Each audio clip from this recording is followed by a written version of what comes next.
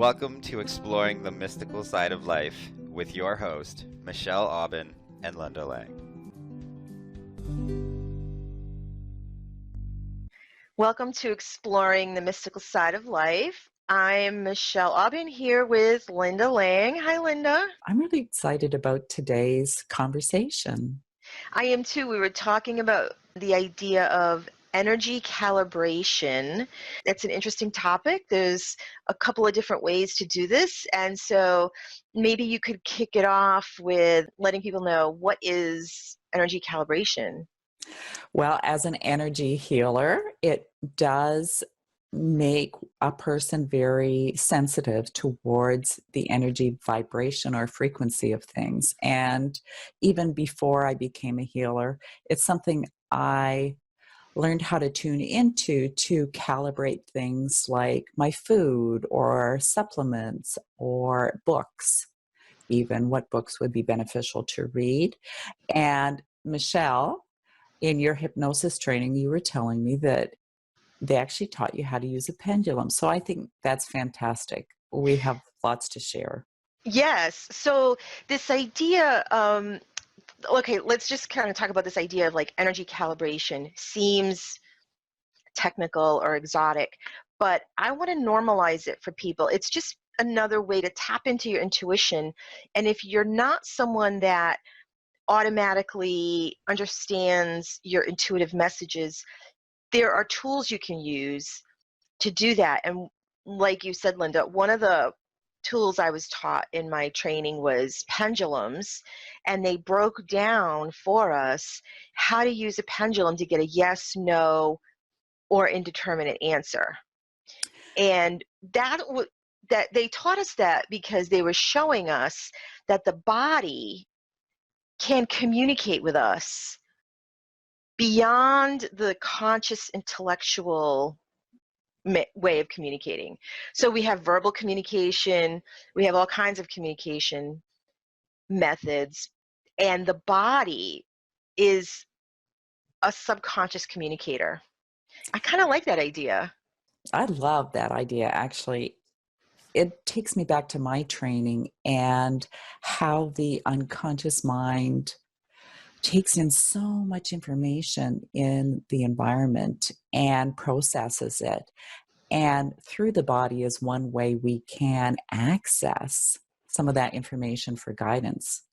The other thing that kind of popped into my head as you were talking, and something that I think all of the viewers will have an experience of, is if they've ever gone to a place where someone's just had an argument.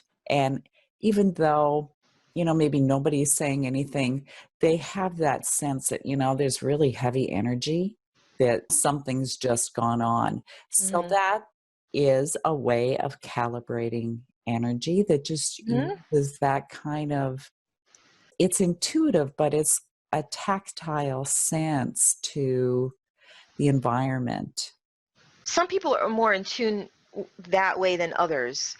So what I would just like to add to what you're saying is that if someone isn't naturally in tune with their physical senses of that kind of empathic information, these tools, like the pendulum, can help. The pendulum can help. Muscle testing is another tool. Yeah. These are ways of accessing the information through the unconscious mind, especially for things more subtle. We have an unconscious mind. We have a body. Why don't we use it for guidance? Why don't we? So if someone's going to use a pendulum, Linda, is there a way that they can frame the question? Does it have to be yes or no? Or are there other ways to ask questions other than yes or no? I was taught yes, no, not sure. But maybe there's other ways to do it. There are other ways. You can do A, B, C, D like a Ouija board. Oh, well, how would you do that? Would the pendulum do to have you spell, what does this word start with? Does it start with an A, yes or no? Does it start with a B, yes or no? I mean, it's rather time consuming. Right. But if there's an answer that it's really escaping you and you're really adamant about finding it, that is one way. Or you could put possible solutions. And again, Ah, your answer would be, is it a yes or is it a no or is it a maybe? I've done maybe as compared to not sure, because sometimes there are extenuating circumstances that even with food, because you can calibrate food this way, you might take a food that on its own doesn't test very well, but if you have it with another food, the synergy of both of those foods together tests really strongly, better so than you might have a list of a couple of foods and you want to know if they're calibrating with you, and then you could ask yes or no for each item, and then different combinations of those. Well, with foods, I actually wouldn't make a list. I would actually take that food, because you can have, two different apples and one might be okay and one might not be okay, because maybe it's that variety of apple, maybe Mm, it has chemicals residue left on it from being sprayed, or maybe it has some kind of blight or some issue mhm. with it that doesn't mean all apples are bad for you, but that particular apple is. So I would typically do it with the food, with a pendulum. When I muscle test, I don't really muscle test anymore, but when I used to muscle test, I would do it with the food as well. When I energetically calibrate for people, they can be in their own environment. I don't have to be in the same room with them, but I can kind of tune in and say, okay, wheat's not good for you, but, or, a little bit of wheat, maybe you could have wheat 3 times a week kind of thing. And I can tell when their energy becomes weaker and when it becomes stronger. So that's a pretty highly developed skill of energy scanning that you can actually get there through muscle testing or perhaps through pendulum. I guess my concern, I do have a beautiful pendulum.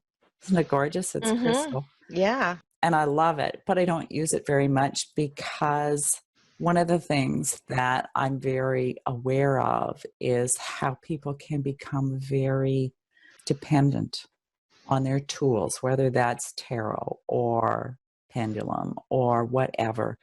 And because I want to be the master of my own life, I want to develop my skills more directly than through pendulum. But wherever you are, you've got to start somewhere. And all of these tools are fantastic So places. you started with the pendulum and you started with muscle testing, I but started with muscle testing, you not didn't with the start with a pendulum. pendulum. Okay. No. Why do you have a pendulum? Did you ever use it? Oh, I took a class once upon a time on pendulum, and my husband took a class on dowsing. So we have dowsing rods too, and they're great fun.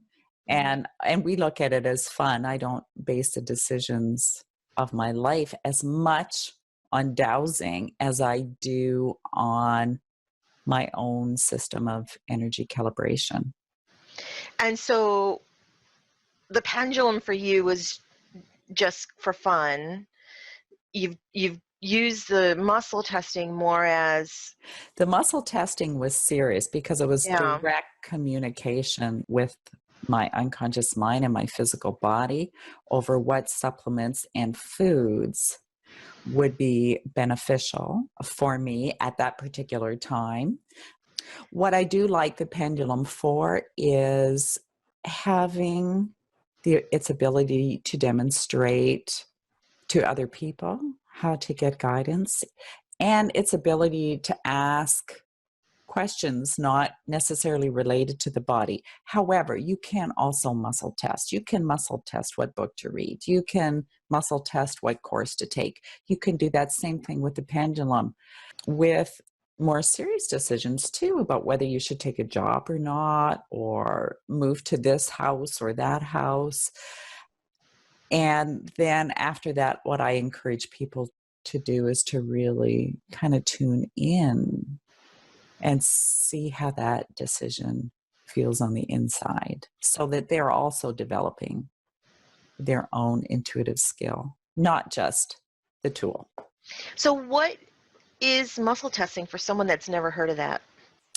Muscle testing, another word for that is kinesiology, and it is a way of accessing the strength that your body has over specific supplements, foods, truths. Actually, it's really interesting. I wish I had someone here with me right now, because if you say something that's true, your muscles, your muscle structure will actually become strong. If you say something that's false or that's very negative, you'll lose your muscle strength. Now, most people that know how to muscle test, they'll put the non-dominant arm out, and they'll have the person doing the testing will put an arm on the shoulder, and then they'll kind of press down. They'll calibrate, how strong are you? And then they'll have them say something true, like, my name is Linda. And then they'll say something untrue, like, my name is George. And it goes down. So it's like that. But there are ways to muscle test yourself. I learned how to muscle test actually with the fingers, so that a child on the non-dominant hand would hold here, a woman this finger, and a male this finger. And then the second person would pull the fingers apart.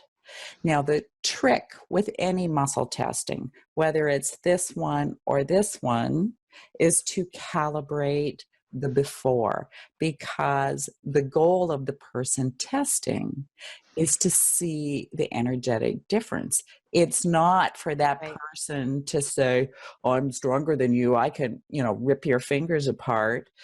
You're going to hurt someone that doesn't have as much physical strength as you if you're, putting your whole body weight against the pressure you're applying. So you want to know what the energy is before, and then you're going to test whatever food, supplement, book, statement, decision, choice, and see what the body responses. Do you need two people, or can you do it? Can you do the before and after yourself? You can. There are some ways to do it. Some people will stand and let their body become a pendulum, so that, say, maybe they would lean forward if it's a yes, or lean back if it's a no. You have to ask your body what a yes is. Another easy way is to go, my name is Linda, my name is George. My name is Linda, my name is George. So you're taking two fingers like this, interlocking them, and just asking your question. There's a way where you can muscle test a finger against your body. It's sensitive work, very subtle. And again, the focus is on, does it feel different? Does the energy feel different? Is the strength in the muscles different than your base calibration? Does that make sense? It's kind of like what they do with lie detector tests. They ask a bunch of questions that they know the answer to assess what the machine writes down as a yes wave and a no wave for that person. And then they ask other questions and see how it compares. So in a sense, it's what you're doing with this. What's my baseline for yes, my baseline for no? And then the questions in relation to that baseline. Now, there are some things that a person needs to take into consideration. If a person is very, very tired and has no energy, that's not the best time to be doing an accurate muscle test. The other thing I would really recommend is to have a little bit of a detachment towards the answer, because you are working with the unconscious mind. If you have an emotional attachment to a particular answer, and your desire, your attachment to the outcome can impact. So you need to be clear that your intent here is to find the answer, not to prove that it's okay. So how do we guard against our own bias for a particular outcome? How do we do that? Well, I really think it is in clarity of intent that if you go to your pendulum or you ask your unconscious mind to help you determine the correct course of action for you, that you actually really want to know what's a good choice and what's not a good choice, as compared to having an outcome in your mind, a logical outcome, very particular, that you're looking for proof for. It gets tricky because we go to these tools oftentimes because we don't have clarity, and it is so easy for all of us to deceive ourselves about things.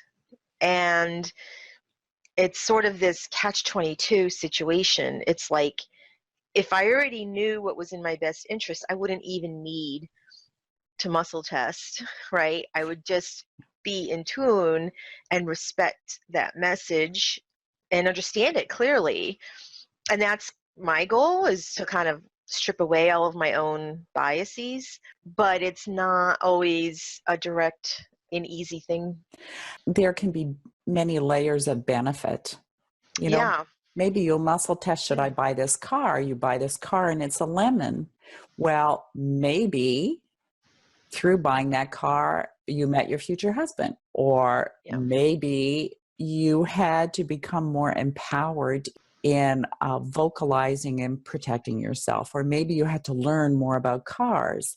So the wisdom there is to be very clear on what you're asking. So let's say more about that. Let's say someone is asking a question. Use the car example. I want to buy a car. I want it to be financially sound, mechanically sound. Like, you could go down the whole list of what you're looking for in a car. And you want an answer that isn't necessarily going to be a roundabout way to learn another lesson, right? Because sometimes we don't want the other lessons. We just want a car that runs so we could get to work, right? Is there a way, do you think, to structure a question that way that is, I guess what I'm getting at is like direct and for the conscious good? You know, so many people ask for my highest good. Mm-hmm. And it makes me smile sometimes, because for your highest good does not necessarily mean easy. Right. It does not necessarily mean, you know, all the ducks are going to line up in a row and Right. everything will be perfect. For your highest good might mean the biggest learning lesson of your life. And my biggest lessons for my highest good have been detours and hardship. From one point of view, it's hardship. And I can look back and go, oh, wow, that was amazing. I learned all these things. I'm a better person for this. But when I'm in the asking mode, usually it's from a place of not wanting that. Exactly. I want a car that won't get broken down on the highway, right? I'm not asking because I want enlightenment on the way to breaking down, right? So You it's don't, but funny. your higher self, that's its goal for you, right? So Yeah. when you ask your question, I would just be as clear and direct as possible, because how you word your question will impact the answer. So, is this the best available car for me that is reliable and in my price range Mm-hmm. at this moment? You know, Yeah. something that has layers in it. And maybe you get a maybe, and then you can go, is this the best car? Yes or no. Is this the most reliable? Yes or no. Is this the most affordable? Yes or no. You know, you can break it down. All right. Like, let's say I'm saying, all right, is this the best car in my price range that's reliable? In my Available to me. available to Available me, to me. in what parameters? A 3-hour drive, a 1-hour drive. Like, there's a lot of cars for sale in 1-mile radius of my house. So, we can put a lot of parameters on this, is what it's occurring to me. The car thing is a good example because we could do it with food. We could do it with cars. Like we could say, like, I don't want to be driving 5 hours to look at a car, even though it's available to me. Exactly. Exactly. So you do need to set your parameters. I don't usually go too far in detail. I might ask, will this car bring me joy and Mm-hmm. happiness Mm-hmm. and fulfill the needs I need from it? It's general, but it's also specific because that is the outcome that I'm looking for. And it would be a specific car or a specific home or a Yeah. specific job that I would be looking at. Although with job, job is a relationship and that is something that changes over time, and it will be something that is offering life lessons to you, right? Just the way it is, right? Yeah, Yes, well put. well put. It's been an interesting experiment for me to calibrate energy. And I've been doing it for 30 years. And with 30 years practice, you get pretty good at it. So for those people just starting, all you have to do is start. And actually, you have to step into trust as well, because if you automatically distrust what you're testing, that sends the unconscious mind a message of not trusting yourself. So start with small things, little things, should I turn right or should I turn left when you're driving? And kind of develop that relationship so you can start getting answers yourself. Something just popped into my head that I want to share as well, that I've read about, but I haven't actually done, but it's very simple. I'm amazed I haven't done it because it seems so simple, is to ask ourselves what sensation my body will have when there's a yes. It might be a tingle in my elbow, it might be an itch somewhere. What sensation is my body giving when there's a no? And what sensation when it's not determined? I'm surprised you haven't done that either, Michelle. I know. And it's available to anyone, right? And then when you're in the car, you can go, should I turn right or left? And you get an itch. You go, okay, that's right. Like we can learn the language of our body. And I don't know where I read that, but I I have love read that. it. I love that. And Yeah. that's actually something I've done many, many years ago. And, for some people, they have to get that kind of gut reaction. For me, a yes is like light. It's like Mhm. light and expansive, and a no is heavy and Do you compressed. feel that physically somewhere? Do you feel, when you say light, what does that feel like? I feel it in my aura. Well, I can feel things in my aura, so it's You it's don't get like a physical, like a shoulder feels something, because what I'm talking about isn't, it's for people that may not feel their auras, right? But when I read about this, I thought this is so helpful that you might get like a knee ache. a super confirmation for me, and that would happen even when I'm not calibrating something, but it's like my unconscious mind calibrates everything for me, and yours probably does too, and I'll get goosebumps, or Mhm. the hairs on the back of my neck will stand. It happens when I'm interacting with someone or the environment, and my unconscious mind or my higher self or both of them together say, hey Linda, pay attention to this is Yeah, important. yeah. Yeah, Well, it's a lot of fun to play with these ideas, it and I truly I is. think anyone can take it in any direction almost, having writing down the sensations or just playing with it, playing with all these ideas. And all of these things will help you become more self aware and improve your discernment. Yeah. Well, I think that's it for today. It's been a pleasure, Linda. Thank you for sharing all these tips and your stories. And so we will sign out and see you all next time. And if you like these videos, please subscribe to our channel so you get updated about future episodes. Bye for now.